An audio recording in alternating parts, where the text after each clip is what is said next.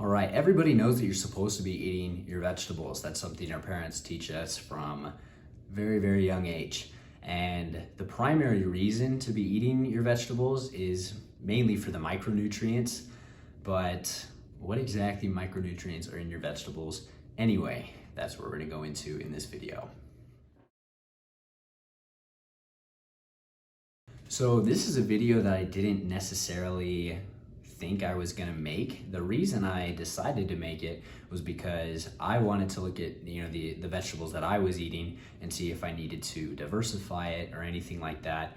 Basically, I wanted to make sure that I was getting all of the micronutrients that I need. And so I tried to look up if there was a website or if there's anybody who would just put it all together like this, just all in one place, one format, one video, what micronutrients are in your vegetables, what is the best in what category and things like that. And I just couldn't find one. And so I did all the research, I put it all together, and then I figured if it's not already out there, at least not that I could find, then I might as well put it out there for all of you guys. So I hope this helps just somebody, but even if it doesn't, I kind of benefited from this, in and of my own. This was my own research that I was doing out of curiosity. And so it's really a win-win out of this video. So we're gonna start, I just did the most common vegetables that I could think of, and I did all the research for them, and we're gonna go through them in order of what I think is the best and what I think is the worst in terms of, the micronutrient density of them all. So we're gonna start with spinach. All of these that I'm doing are in terms of 100 grams. Most of them are cooked because I think most of these vegetables are easier to eat cooked. Most people eat them cooked. So I just did 100 grams cooked, and this is what I went for. So starting with spinach, 100 grams of spinach. The calories are 23, and that's 2.9 grams of protein in that 23 calories. And so the reason it gets the medal there is because it is first place, in this case, in terms of the protein to calorie ratio. So I think a pretty good protein source is when it has 1 gram of protein for every 10 calories. If it's really, really protein, that's like a chicken breast, so it should be like 1 to 5, but it's a decent source of protein if it's 1 to 10. And so spinach actually does, get more than 1 to 10 ratio, better than 1 to 10, I should say, in terms of protein, which I think is really, really cool. It has 2.2 grams of fiber. Vitamin A, it scored pretty well in. It has 52% of the recommended daily intake, 31% of vitamin C, which is good, but not crazy. B vitamins, this is one that I put in there because it's one of the common vitamins, but none of these actually score very well. None of the vegetables do. Most of the time you'll get your B vitamins from like meats, and so none of them really are like super, super good in terms of B vitamins. Spinach is also first place in all of the vegetables we have today in terms of folate. Folate is really, really good, especially for pregnant women. This is an essential micronutrient that prevents miscarriages. And this scored really, really well. In your spinach, you get like half of your day. So next up, we're gonna have vitamin D. This is one that I put in when I was just making my spreadsheet before I actually did the research. I figured that there would be vegetables that had vitamin D. I was wrong. Actually, none of the vegetables in my entire list had any amount of vitamin D. So if you're looking for vitamin D, the vegetables you eat don't actually really matter. Vitamin E, it has 13% of your day, so that's first place out of all the vegetables, even though it's not really crazy. Vitamin K, it goes crazy, 402% of your daily requirement. Again, that is first place among all the vegetables. Then you get into our minerals. This is not a complete mineral spectrum for all the minerals that you could be getting in your diet, but this covers the basics. If you're looking for like copper, like if you're intentionally trying to get more copper in your diet, that is probably based off something very specific that your doctor told you. And if that's the case, you're probably just gonna get a supplement rather than trying to go to vegetables. So they do have copper in them. I'm just saying I didn't feel the need to include that in the spreadsheet. So we'll start with calcium. It does pretty decently for a vegetable. That's why it's in yellow. The blue is the really, really good. The yellow is the pretty good. And so it's only 10% of your day, but that's pretty good for a vegetable. Iron, first place in all the vegetables in iron, 34%. Magnesium, first place again. Potassium, first place of all the vegetables. And zinc, none of the vegetables did like super crazy on zinc, 5% of your day. All right, these next ones should blow through quicker since I already explained all of the vitamins we're looking for, and then I just wanted to spend a little more time on spinach because again, that's the one that I think is the best. So if you want to stop the video right now because you know spinach is the best vegetable we're eating, then go ahead. That's why Popeye eats it. Anyways, next we're gonna get into kale. Now this one I thought was actually kind of funny because I mean, I'm sure we all remember when kale was like the new health craze. Like it was crazy. It was the superfood. And compared to spinach, it's actually not all that. I did think that fiber, I noticed in the numbers that fiber had the most amount of fiber in it per calories, which is pretty good. Usually you can get fiber from other sources like oats and things. Like I said, none of these vegetables, it's only at 11%. It's not like a crazy amount of fiber. But in terms of the amount of calories it has, it did have the best ratio. It has a decent amount of vitamin A, vitamin C. Again, none of them really had good B vitamins. Okay amount of folates. Not great on the vitamin E, but like spinach, it is really good on the vitamin K. It had first place in the calcium. And so I have it in yellow just because 15% again isn't crazy amounts of calcium to get from your vegetables. Again, that's gonna come from like dairy and things. But it is first place in all the vegetables. And then iron, magnesium, potassium, zinc, decent. Next up, we're gonna go into broccoli. This is, I mean, what most like bodybuilders, athletes eat, you know, their chicken, broccoli, and rice. This is a very common one. It's something that I eat a lot because it kind of, I think is a sweet spot between affordability of the vegetable as well as quality of the vegetable. And so it has 35 calories per 100 grams, and proteins can be 2.4 grams, fiber is 3.3. So those are decent numbers for a vegetable. They're not bad at all, nothing crazy. The keys in broccoli are gonna be the vitamin C at 72% of your day, which is pretty good. It also has a pretty decent amount of folate.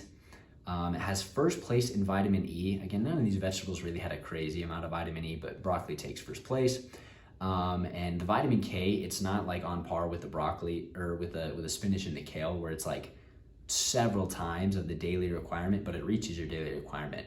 And so it doesn't matter that it's not that much because the extra you'll just, you know, your kidneys will filter out and you'll pee out.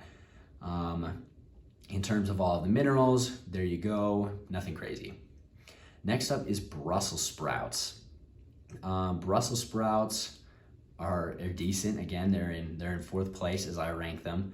36 calories for 100 grams. That's, I mean, average 20 or 30 for all of these. I don't know if I'll go through that and all the rest. Decent amount of protein, decent amount of fiber. The keys on this one are gonna be the vitamin C and the vitamin K. It scores really well on the vitamin C, getting more than 2/3 of your day that you need from your vitamin C, so that's pretty good, and it reaches your vitamin K intake. It also scores pretty well in iron. Again, it's only 15%, but compared to the other vegetables, that is pretty good. Next up is asparagus. Asparagus also has a pretty good calorie to protein ratio. It, again, like I say, 1 to 10 for me is the sweet spot. Like the number that I'm impressed with for anything that's not like straight meat. And asparagus beats it. It has a better than 1 to 10 calorie to protein ratio. And so I think that's really good. In terms of the vitamins, it's not great, but it does have a really good amount of folate, more than 1/3 of what you need in a day. And then asparagus has a pretty decent amount of vitamin K, not quite half, but it's all right. Has a good amount of iron compared to the other ones. You know, average I think is like 6% of your daily requirements. And you know, the minerals, it's really pretty much just average the same on the rest of them. Now next up is green beans. I think, what are we in, 5th place now? This one was kind of a call out for me because this is what I eat mostly. Now that I'm at college, I'm not super rich to foot the grocery bill, and green beans are honestly, I think, the cheapest vegetable to get in terms of, you know, a vegetable that's like actually going to give you micronutrients, I thought, and I'm unimpressed with green beans. Really, the only thing that it has going for it is that it has 40% of your vitamin K that you need in a day. But especially compared to like, spinach that per 100 grams has 10 times the amount of vitamin K, it is not as good as I thought it would be. But here you go. Those are all the different percentages of your micronutrients that you would want if you're getting it from green beans. Next up, we will go to peas. So peas is not super crazy either. For 100 grams of peas, this has the most amount of fiber of any of the vegetables. What was it that I gave to first place? It was kale. I gave kale first place in fiber just because it has the best ratio between calories and the amount of fiber. So peas has more fiber, but it also has more calories. So that's why I awarded first place to kale. But I mean, good amount of fiber from your peas. It also has a good amount of protein, but again, it comes with an increase in calories. It did get first place in B vitamins, which is random. It doesn't honestly mean much, but I mean, there you go. It has first place out of all vegetables. But again, if you're looking for B vitamins, you're gonna look for like meat, red meat especially. Scored decently in iron as well, which we like, 19% of your day, which for a vegetable is pretty decent. Again, iron is like B vitamins. You're probably gonna wanna look for more red meats and things like that to get your day that you're looking for. Next up, we have carrots. This is, I guess, our first vegetable that is not a green vegetable, but it's super, super common for people to snack on, so I figured I'd include it. It does get first place, hands down, with your vitamin A. That's what a lot of people talk about. Carrots are good for your eyes. That's because of the vitamin A. 100 grams of carrots has 93% of what you need in a day. I think, if I remember correctly, don't quote me on this, but this has 835 micrograms of vitamin A, and I think the daily recommended dose is 900. So you're really, really close. You could literally just up this to like 110 grams of carrots and you'd have your day. It did not score as well in vitamin C as I thought it might. And then really in all the other ones, it doesn't shine at all. They're single digit percentages for every single other one. So carrots are really great for your vitamin A, but I think there are other good enough sources of vitamin A in your other vegetables that you wouldn't really need to worry about it. Again, like spinach, first place is more than half. So 2 servings of spinach would cover you. You don't need carrots. But if you like carrots, go for carrots. Next up is bell peppers. These, again, really did not do great. It's not super micronutrient dense, except for vitamin C. I was surprised. It has 89% of the daily requirement of your vitamin C. So I was impressed in that regard, first place there. But you might not necessarily need to resort to bell peppers for vitamin C, because that's gonna come really heavily from like fruits and things. So if you're eating fruits in your diet as well, you probably don't need to start buying bell peppers just because of the vitamin C. In every other regard, it frankly did pretty bad. Again, not just single digits, but like 1s and 2s and 3% on the daily requirements. And now our last two, we're gonna go into tomatoes. First of all, there's really nothing special about tomatoes. They're low calorie, so I recommend them on a diet because especially, they're almost like lettuce, you can just fill stuff with it. It gives you a good amount of volume for a relative low amount of calories. But in terms of micronutrients, it didn't do great. I guess the best one that we could highlight is vitamin C, but again, you probably don't need to resort to tomatoes for that. And our last one did pretty bad, but I wanted to include it just because it's something that a lot of people do eat in a day, is onions. For 100 grams of onions, we're looking at 44 calories, which is frankly more calories than I thought it would be. And then, my goodness, looking at this, a lot of them are 0%. 0% of your vitamin A, 0% of your vitamin, well, all of them are vitamin D, 0%, my bad. But E and K, 0%, and then you're getting single digits on every single other one. So if your excuse of you're actually eating vegetables is that you use onions, you have a pretty bad excuse. But that is that. Again, first place is spinach. I was completely surprised. For most of my life, I've stuck to broccoli, has been my favorite, and that's not a bad one. Right now, again, like I said, I'm eating green beans because they're so cheap, and I feel kind of called out, and I'm gonna have to convert because spinach takes our first place.